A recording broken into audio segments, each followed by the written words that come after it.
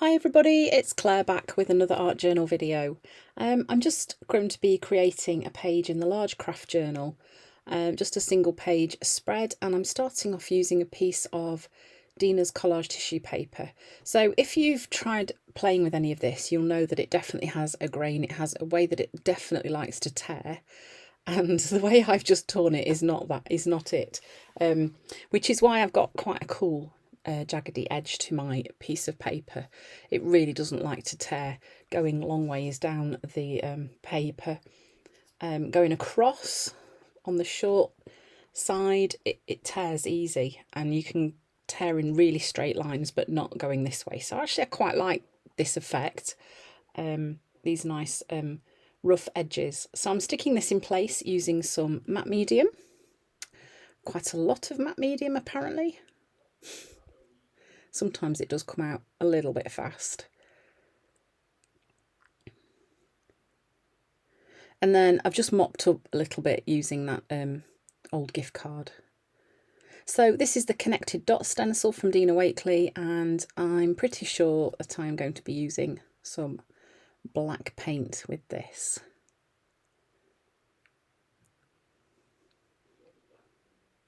And I'm just adding the stenciling over the top of the tissue paper that I've just put on, and the tissue paper was dry as well.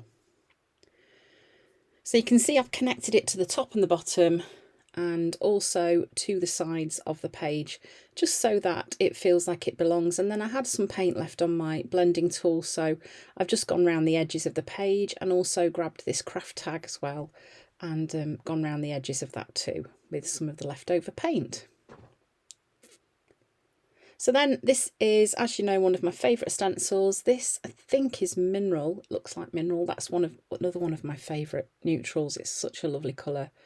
And this Circles for Painting stencil, yeah, I love it.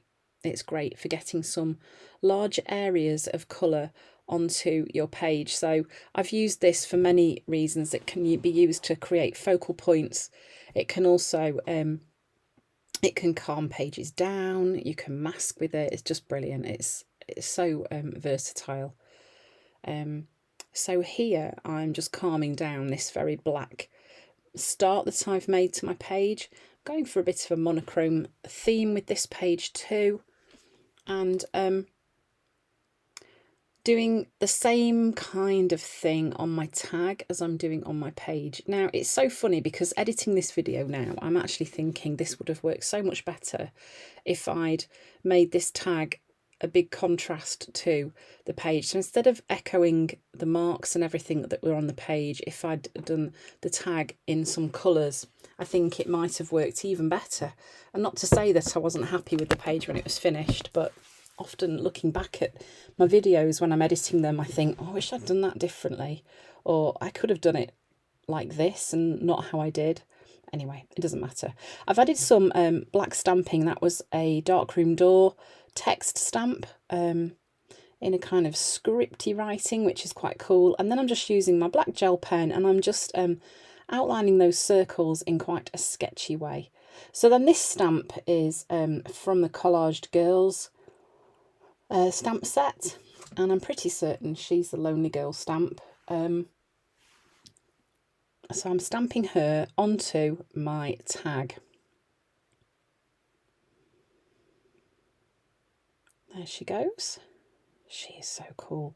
And then because I wanted more of a torn look to that tag, I then just ripped the bottom off the tag. Off the tag, and then grabbing one of my larger Posca pens. This is quite a big one. It's like a bullet tip on it.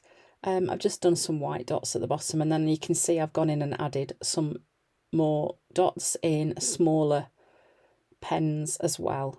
I guess you don't really need to see all that dotting. So I had stuck the tag in place and then felt that it just didn't really stand out enough, which is no surprise really, is it, given that I've done the same thing on the tag as I did on the page. So then just using a white tag and offsetting the tag a little bit gives it that little bit of a white border, which kind of solved my problem for me. So then I'm just adding some more double-sided tape and sticking that in place. Okay. And then this is another large Posca pen, and this one's got like a square end to it, so it's a neon pink. And I thought I would just add a little bit of a flash of colour to my page. So I'm just adding some marks using this pen, using the shape of the end of the pen to create the mark.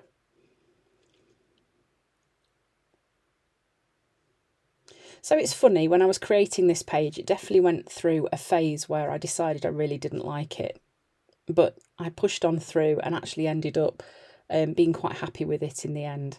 So I'm just adding a bit of Islamic writing onto my page too.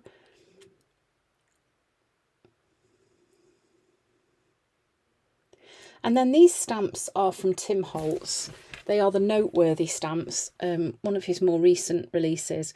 And I've added them onto an acrylic block and then stamped them onto my page. Well, they kind of disappear, don't they?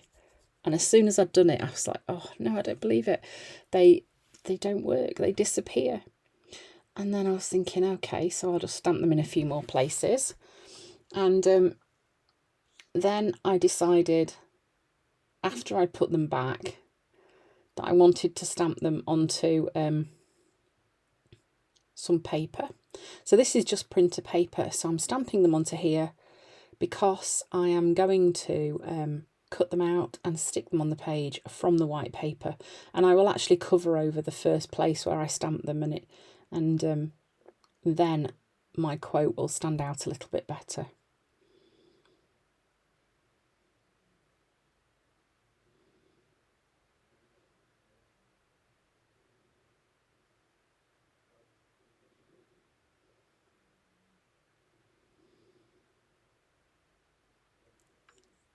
So then I'm just using a glue stick to stick those in place, and they do kind of pop out from the background a bit better now. And the white of the paper also kind of works with the offset tag that I use to help the craft tag stick out from the background.